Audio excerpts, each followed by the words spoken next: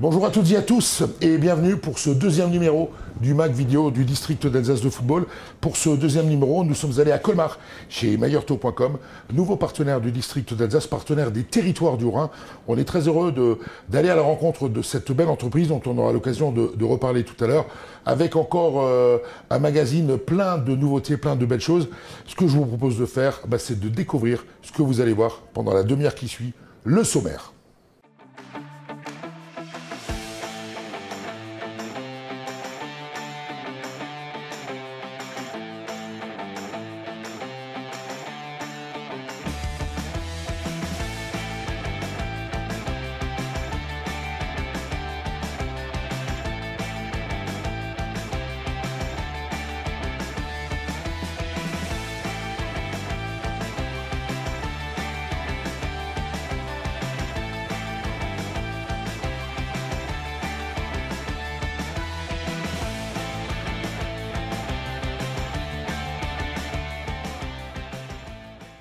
À la une ce mois-ci, encore une fois, la situation sanitaire qui nous embête tous et qui vous embête vous, les clubs alsaciens.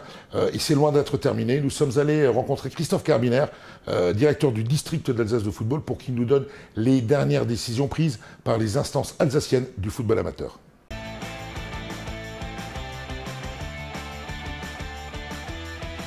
Voilà, on démarre ce magazine numéro 2 du district d'Alsace avec ce sujet à la une, bien évidemment, qui concerne les décisions qui nous ont été imposées hier soir.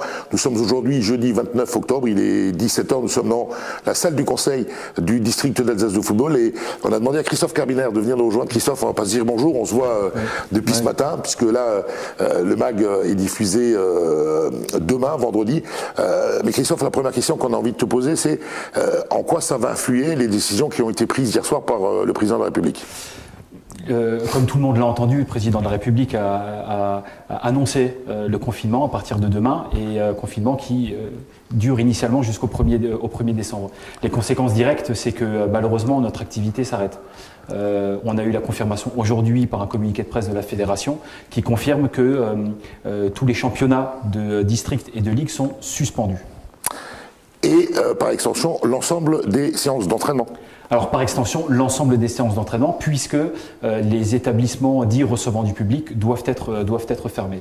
Sur ce point-là, il y a un point qui est encore en suspens, ça concerne les jeunes. On devrait avoir des informations du ministère des Sports pour savoir si les clubs peuvent se mettre au service des écoles pour des temps périscolaires et par extension peuvent continuer à entraîner les plus petits.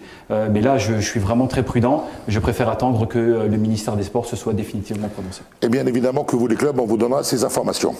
Alors Christophe, le confinement vient couronner une série de mesures qui ont déjà été très contraignantes pour l'ensemble de nos clubs et leurs activités.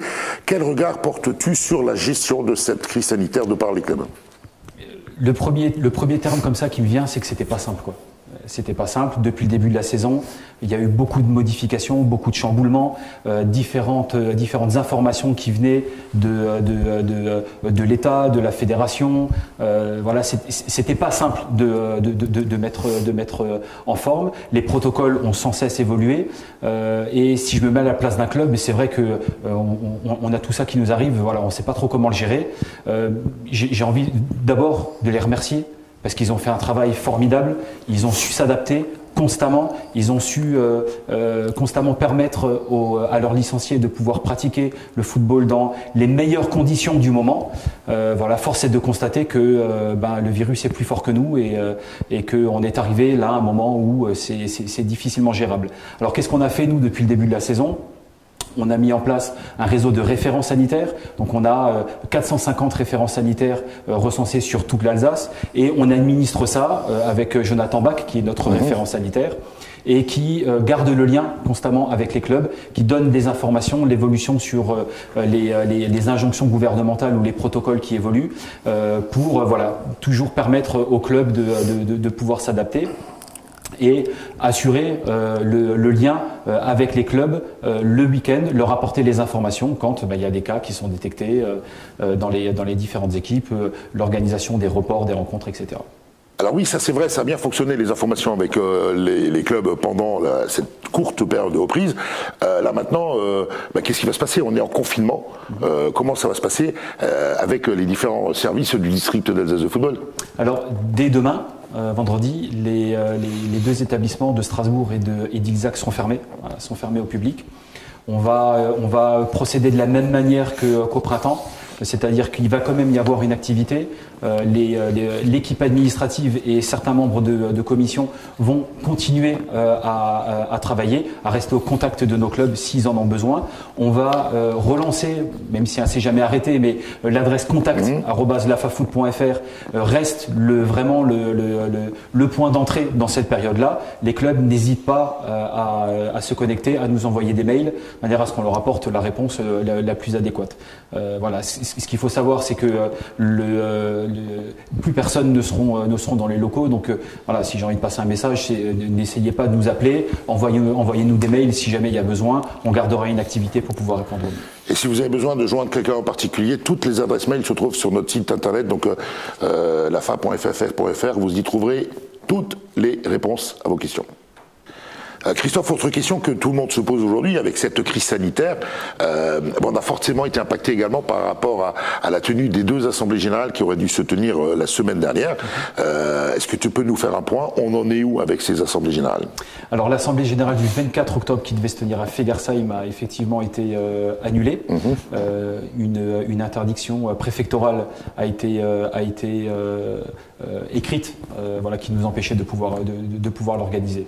On a travaillé pendant plusieurs jours avec les services Covid de la préfecture, avec l'ARS, pour nous assurer que le protocole qu'on mettait en place à l'occasion de cette assemblée générale était vraiment le protocole qu'il fallait appliquer. On était dans une salle qui pouvait accueillir 1300 personnes. On s'est vraiment donné tous les moyens de pouvoir organiser une assemblée générale en toute sécurité. Malgré cela, la préfecture a décidé dans cette période-là que c'était pas opportun de réunir 600 personnes à ce moment-là. Donc un arrêté préfectoral a été déposé. On a annulé notre assemblée générale. On la reporte. Alors initialement on voulait la reporter de la même manière, sauf que maintenant on est tombé dans une période de confinement, il va falloir qu'on revoie comment on va l'organiser. Je suis en contact avec la fédération dès la semaine prochaine pour réfléchir à une solution d'assemblée générale dématérialisée. Donc là on va très probablement s'orienter dans cette voie-là, à une date qui reste encore à définir, mais ça devrait avoir lieu autour de fin novembre. De toute façon, nous on va continuer de travailler avec toutes les équipes du district. Vous serez donc forcément au courant de la date de cette prochaine Assemblée Générale. Pour conclure, Christophe, un message que tu auras envie de faire passer à l'ensemble de nos clubs et l'ensemble de nos 80 000 licenciés. D'abord, c'est un message d'espoir. C'est un message d'espoir parce que on l'a vu lors du premier confinement, lors de la première vague, on a une équipe de personnel soignant qui est hyper à l'écoute, hyper performant, qui est là pour nous, et je pense qu'on peut encore compter sur eux. On s'en sortira. Voilà, on s'en sortira. C'est pas simple parce que voilà, on aime ça, on aime aller sur les terrains, on aime entendre nos enfants jouer, etc. Voilà, on s'arrête là maintenant avec ce confinement. On va dire qu'on commence notre trêve hivernale. Voilà, on commence notre trêve hivernale. L'objectif étant qu'on puisse le plus rapidement possible remonter sur les terrains. Généralement, notre trêve hivernale nous emmène jusqu'au mois de mars. J'ai envie de dire que dès qu'on peut, on joue, quoi. Voilà, dès qu'on peut, on joue. Ensuite, on sort quand même de 2-3 mois fatigants, éreintants pour certains. Comme je l'ai dit tout à l'heure, les bénévoles des clubs ont donné énormément. Profitez-en pour vous reposer, recharger vos batteries. Essayez de prendre soin de vous, de prendre soin de vos proches. C'est important. Le district sera là. Pendant toute cette période-là, on sera là pour nos clubs, on sera là pour nos licenciés. On les laissera pas de côté. On sera toujours là pour leur apporter une réponse à leurs questions. On est tous mobilisés, les services administratifs, les bénévoles et les élus.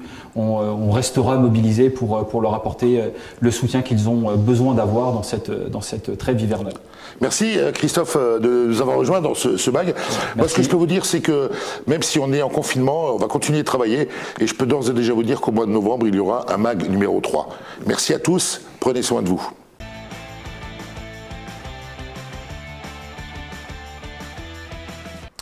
Un mois d'octobre chargé pour le football alsacien avec d'une part la Coupe de France, les Coupes d'Alsace féminines et masculines, le lancement de l'e-foot, on aura l'occasion d'en reparler, le retour du Match of the Week avec un nouveau partenaire avec nos amis de la Pizza de Nico. Il s'est passé énormément de choses au mois d'octobre, le tout est résumé en 120 secondes.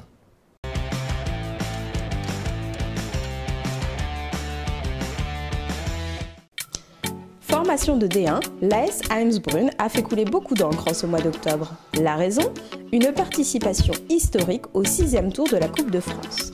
Après s'être qualifiés face au FC Niederergheim pour le 5e tour au tir au but, les hommes de Nicolas Heitz avaient un périlleux déplacement à négocier sur les terres de Kaisersberg. Face à cette formation de R3, l'ASH s'en est de nouveau remis à la séance de tir au but pour s'imposer et se qualifier au tour suivant. Petit poussé à l'échelle du Grand Est, le club orinois recevra le FC Saint-Louis-Neuweg, équipe de N3, au prochain tour. Deuxième et dernière formation de D1 engagée au 5e tour, l'US Schleital est de son côté sorti avec les honneurs, battu 3-1 par le FC Obermodern, pensionnaire de R1.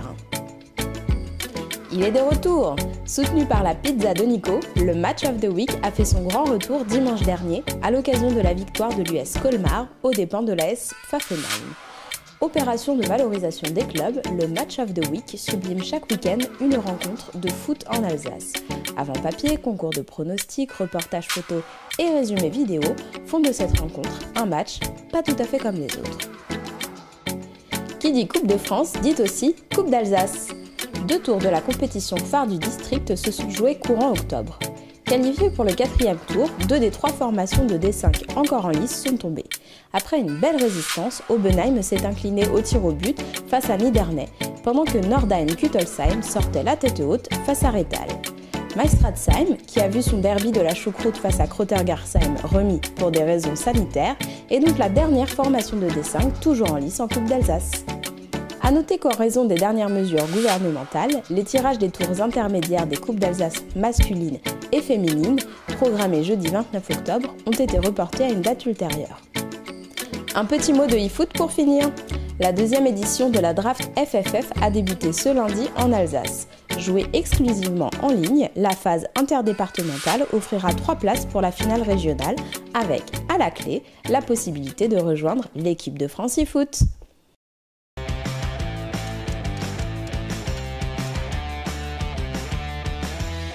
Il n'a pas le même maillot, mais il a la même passion.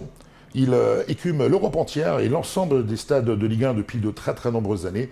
Dans le cadre des journées de l'arbitrage qui auront lieu courant du mois de novembre, nous sommes allés à la rencontre d'un grand arbitre international, alsacien qui plus est. On découvre ça en images.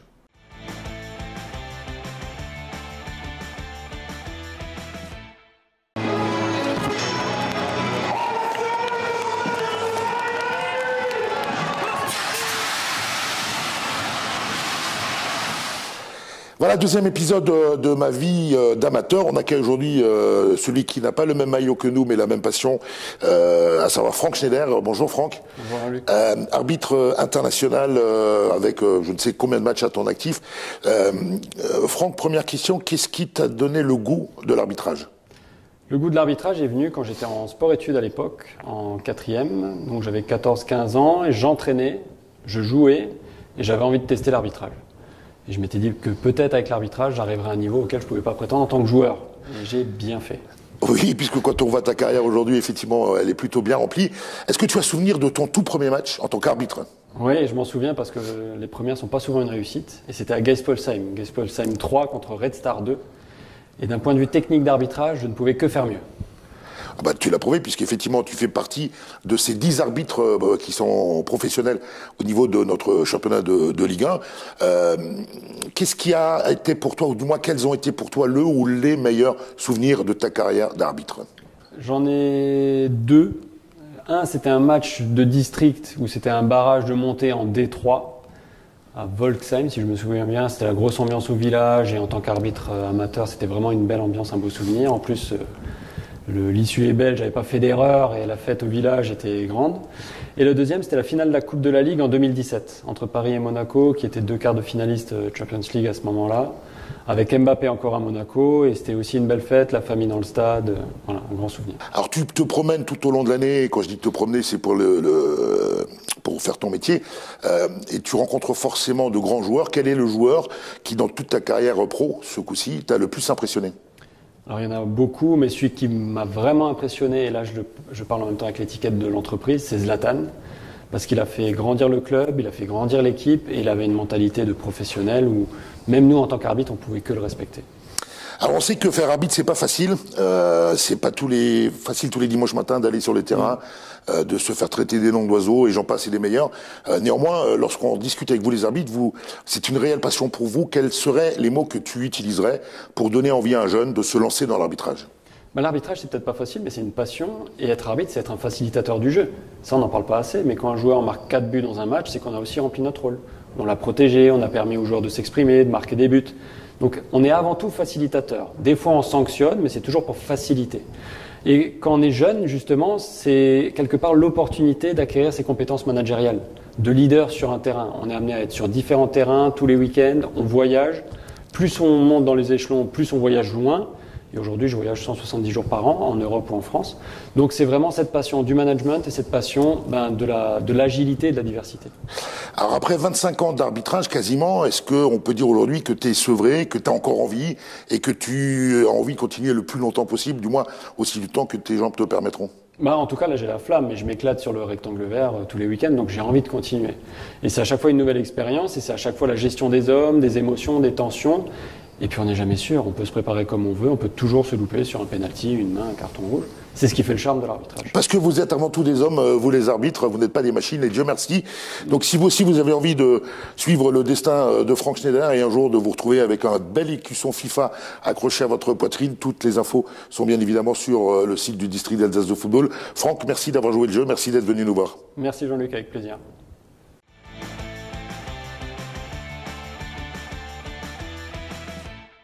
Le mois dernier, le district d'Alsace de football remettait les trophées de J'ai rêvé le foot. L'une des parties importantes de cette action J'ai rêvé le foot, ce sont les différentes formations de capitaines qui sont organisées durant les vacances scolaires. Nous sommes allés rencontrer les capitaines formés. C'était le 20 et 22 octobre dernier à Ilzach et à Ittenheim. On découvre ça en images.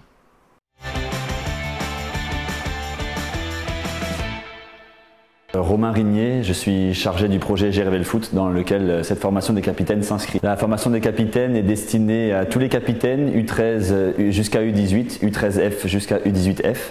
Elle est destinée à tous les jeunes du district qui souhaitent s'y inscrire. Elle est vouée à faire passer des messages et à leur faire comprendre quel est leur rôle en tant que capitaine. Le challenge J'ai rêvé le foot, c'est le challenge phare du district d'Alsace de football. Il réunit notamment les actions qui sont représentées par des fiches projets sur différentes thématiques, la solidarité, l'éco-citoyenneté, l'ouverture et l'insertion.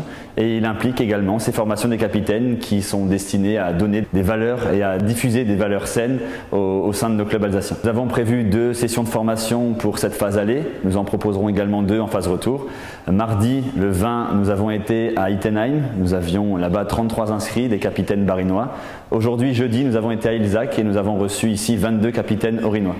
Valentin Glavazovic, je suis éducateur à la citoyenneté à l'association Thémis. Donc, Thémis, c'est une association d'accès aux droits pour les enfants et les jeunes. Donc, on accueille des mineurs ou des jeunes qui peuvent venir nous poser des questions pour qu'on les renseigne sur leurs droits. Donc, on travaille sur des thématiques liées aux droits de l'enfant de manière assez générale et on intervient aussi dans le domaine scolaire et également dans le domaine associatif et sportif. Donc, par rapport à cette formation des capitaines, ça fait maintenant 2 ans qu'on travaille en collaboration avec le district d'Alsace de football et on a co-construit cette formation ensemble dans l'idée de travailler notamment sur les thématiques liées à la discrimination. Pourquoi? Parce que simplement la discrimination fait aujourd'hui malheureusement partie intégrante du football aussi. Alors même si les capitaines qui viennent ici n'ont pas forcément une idée précise de ce que c'est, l'idée c'est surtout de pouvoir discuter avec eux, de créer un espace de dialogue assez libre et de favoriser l'échange avec ces jeunes-là et de pouvoir ensuite travailler sur ces problématiques liées aux discriminations de manière plus précise. Donc cette année on a orienté les formations autour de 4 grandes thématiques, donc le sexisme, le racisme, l'homophobie et les problématiques liées à l'arbitrage et à à l'environnement foot de manière générale, donc supporters, parents,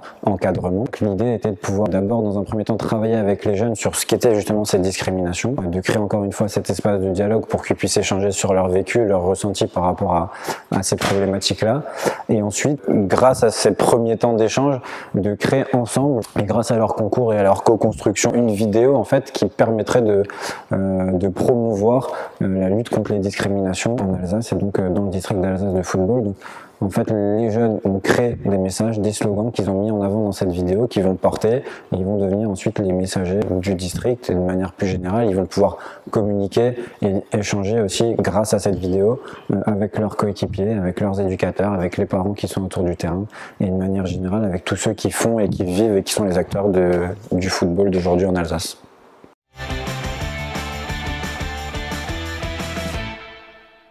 Alors on l'a dit en début de ce reportage, nous sommes ici dans les locaux de mayerto.com à Colmar, qui est depuis le début de cette saison nouveau partenaire du district d'Alsace. Vincent Steinmetz, merci tout d'abord de nous accueillir ici chez vous, dans vos locaux à Colmar. Si tout le monde connaît Mayerto, en fin de compte on ne sait pas vraiment quel est votre cœur de métier. Donc en 2 mots, dites-moi ce que fait mayerto.com. Eh bien, tout simplement, Mayerto, on est une équipe dynamique de conseillers financiers au sens large. Donc, nous sommes là pour représenter le client dans toutes les démarches de financement, les questionnements bancaires, pour trouver la meilleure solution pour le projet et le profil de chaque emprunteur. Ça veut dire qu'en fin de compte, votre clientèle, c'est une clientèle très large. Tout le monde peut devenir client de Mayerto. Absolument, tout le monde. On a tous, à n'importe quel moment de sa vie, un besoin d'investir pour sa résidence principale, pour faire un investissement locatif, une défiscalisation, un montage en SCI familial, ou alors, autant pour les professionnels également, qui est d'actualité aujourd'hui, un besoin de trésorerie, un financement de murs commerciaux par exemple. Donc en fin de compte, votre palette de produits, c'est une palette relativement large. Très large. Très large. On étudie chaque demande au cas par cas. Alors Mayerto.com qui s'associe au district d'Alsace de football en devenant notamment le partenaire des territoires du Haut-Rhin et de Centre-Alsace. Et là on aura plein de belles choses à vous proposer tout début de l'année 2021. Vincent, j'ai envie de vous demander pourquoi ? Eh bien, tout simplement parce que je suis le premier concerné, je suis licencié du district d'Alsace de foot, et puis on partage les mêmes valeurs, à savoir le respect, l'écoute, l'empathie, la bienveillance et bien sûr la gagne. Merci Vincent, et pour vous les clubs et du Haut-Rhin et du Centre-Alsace, on vous réserve de belles surprises avec Mayerto dès le début de l'année 2021. En tout cas, Vincent, merci de nous avoir accueillis chez vous ici à Colmar. Avec grand plaisir. Le football d'animation est l'une des activités principales gérées par le district d'Alsace de football. Les premiers plateaux du foot d'animation ont démarré fin septembre dans une situation toujours très difficile liée au Covid-19. Nous sommes allés au FC Niederhausbergen pour voir comment ça se passait à la rencontre de l'organisation d'un plateau de foot d'animation.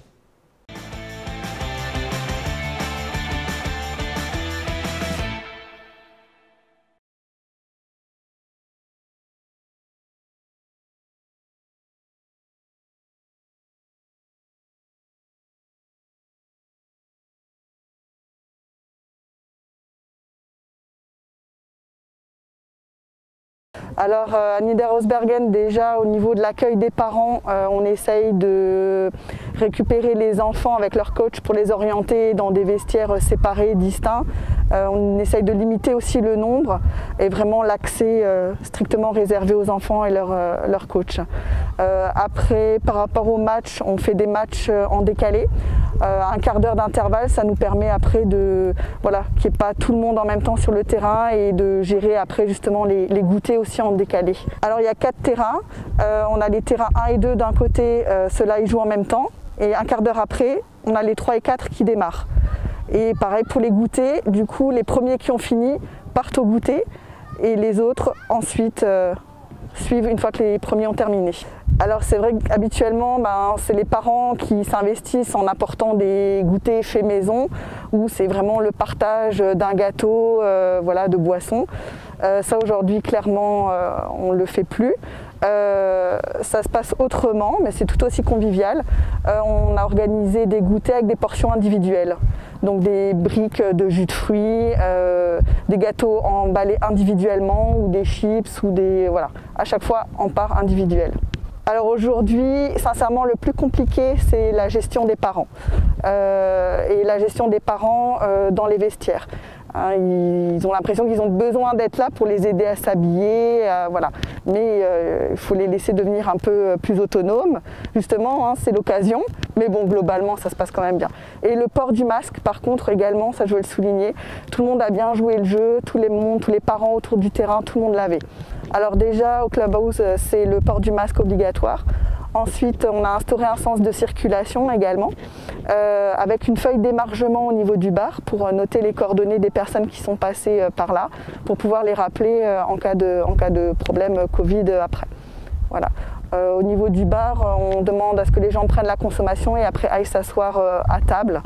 Et à table, effectivement, ils peuvent enlever leur masque le temps de boire un petit coup. Donc les mesures qu'on a prises au district d'Alsace, c'est déjà de commencer les plateaux en horaire décalé. Donc 8 équipes par plateau, 2 matchs en même temps à 10h, 2 matchs qui commencent un peu plus tard à 10h15 pour éviter justement un grand mélange des enfants. Donc les 4 équipes qui se rencontrent en premier ne joueront jamais contre les 4 équipes qui commencent plus tard. Et ça permettra effectivement de peut-être un peu moins mélanger les enfants et les parents aussi. Donc il est recommandé de venir en tenue, de venir habillé. Éventuellement pouvoir se changer dans un abri ou dans les vestiaires après le match sans aucun problème. Et si les gamins ils viennent déjà habillés, en général il n'y a pas de souci, ça se passe très bien. Alors bien sûr c'est une problématique, les parents ont l'habitude d'aller tous dans les vestiaires avec les enfants, donc on se rend bien compte que par la période actuelle de mettre 10 enfants plus 10 parents dans les vestiaires c'est pas possible. Il faut que les éducateurs de ces clubs limitent à 2-3 parents par équipe et puis dans ce cas c'est largement faisable. Les parents peuvent s'occuper de plus que de leurs propres enfants. En rentrant au Clubhouse de Niederosbergen, il est demandé de remplir une feuille un listing.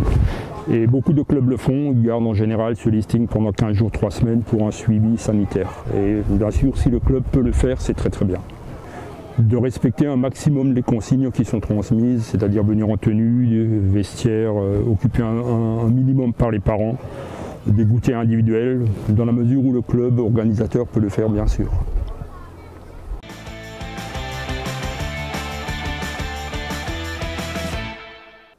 Si le football est compétition ou loisir, il a également un rôle social très important à jouer.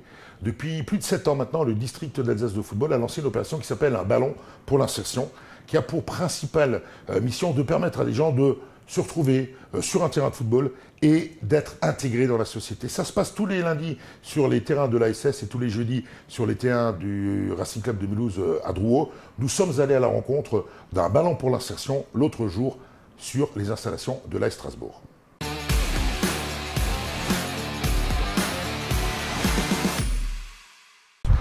Un ballon pour l'insertion est une opération à but social, on va dire, pour montrer que le football véhicule réellement et effectivement les valeurs du foot, à savoir le respect, la tolérance, le respect de l'autre. Et aussi et surtout que le football ne laisse personne à la gare. Le football tend la main, quelle que soit la couleur de la personne, quelle que soit l'origine, quelle que soit la religion.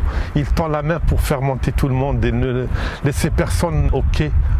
Donc nous sommes heureux de faire ça. C'est une opération qui est à la fois humaine et qui a une grande portée sociale et ça crée un attachement vers toutes ces personnes. L'opération se déroule chaque lundi à partir de 9h30 qui commence déjà par un accueil sur les installations de l'ASS, un club que nous remercions pour la qualité de son accueil, la disponibilité de ses dirigeants et surtout les valeurs humaines qui caractérisent les personnes qui sont mises à disposition et dans le président et surtout Julien qui est en permanence avec nous et tous les bénévoles du club. La plupart viennent du CADA mais la porte est ouverte à tous les organismes qui veulent envoyer ou ramener, accompagner, diriger les personnes qui sont hébergées chez elles ou qui sont liées à elles, on va dire administrativement. Elles sont dirigées principalement donc à tous ceux qui sont demandeurs d'asile, qui sont en grande précarité, SDF, etc. Il y a des Congolais, il y a des Somaliens, il y a des Afghans, il y a des Iraniens, il y a des Syriens, tous ceux qui vivent des moments terribles dans leurs pays respectifs et qui sont venus demander l'asile en France et particulièrement en Alsace. Donc chacun a sa propre histoire et chacun peut nous raconter la façon avec laquelle il est arrivé ici. C'est émouvant. Et d'un point de vue humanitaire, je pense que les gens ont vécu des moments terribles, que ce soit des massacres qu'ils ont vécus dans leur pays d'origine ou des régimes qui sont totalitaires et qui ont créé des difficultés au quotidien pour leur propre famille ou pour eux-mêmes déjà. Ils viennent déjà, ils prennent un petit déjeuner, ils partagent quelque chose. Parfois, durant la semaine, ils n'arrivent peut-être pas à prendre ce petit déjeuner. Et puis, jouer, donc gagner d'un point de vue santé, prendre une douche chaude, etc. Et puis, encore une fois, par moment, nous leur offrons des repas qui leur permettent aussi de se sentir valorisés. Et puis, il y a toute cette notion de partage, de tolérance, de respect mutuel et du bien vivre ensemble. Nous faisons des échanges avec nos collègues orinois. Nous organisons des rencontres trimestrielles. Dont nous allons réitérer cette opération avec l'aide de Steve, notre chef de projet. Nous allons mettre en place peut-être un échange une fois dans le Bas-Rhin et une fois dans le Haut-Rhin. Ça permet de rapprocher davantage les gens et faire briller, entre guillemets, cette opération dans toute l'Alsace, donc du nord au sud et d'est en ouest. Et puis j'espère que ça aura une portée encore régionale et pourquoi pas nationale pour montrer davantage que le football il se pratique partout, par tout le monde et par tous les temps. Cette opération a lieu déjà depuis 7 ans. Quelques-uns se sont mariés, ont fondé des foyers donc qui travaillent, qui ont régularisé leur situation. Ils sont installés un peu partout en Alsace.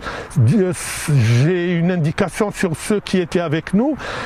Certains sont à Célestat, d'autres qui sont à Saverne, d'autres qui sont installés, qui habitent à l'Elzo, d'autres à la Montagne Verte, qui ont une vie de famille correcte, qui travaillent et qui sont réellement intégrés. Je pense que c'est la plus belle de toutes les récompenses. Quand ils sont régularisés, ils sont heureux, ils sont contents. J'espère que la même chose arrivera à ceux qui sont aujourd'hui sur le terrain pour qu'ils puissent non seulement pratiquer dans les meilleures conditions possibles, être bien aussi dans leur tête et aussi et surtout être de bons citoyens vraiment intégrés, citoyens positifs, respectueux encore une fois des règles de vie, les règles et les lois qui régissent la République du pays dans lequel ils vivent.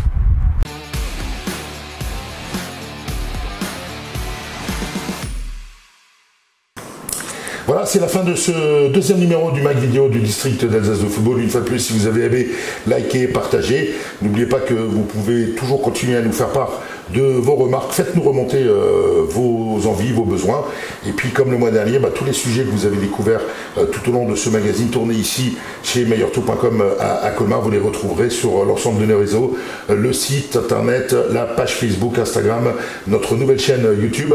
Et puis, on se donne rendez-vous le mois prochain. En n'oubliant pas de remercier Vincent Stelmetz et ses équipes de meilleurtaux.com de nous avoir accueillis à Colmar. Un grand merci à vous également. Merci et rendez-vous le mois prochain.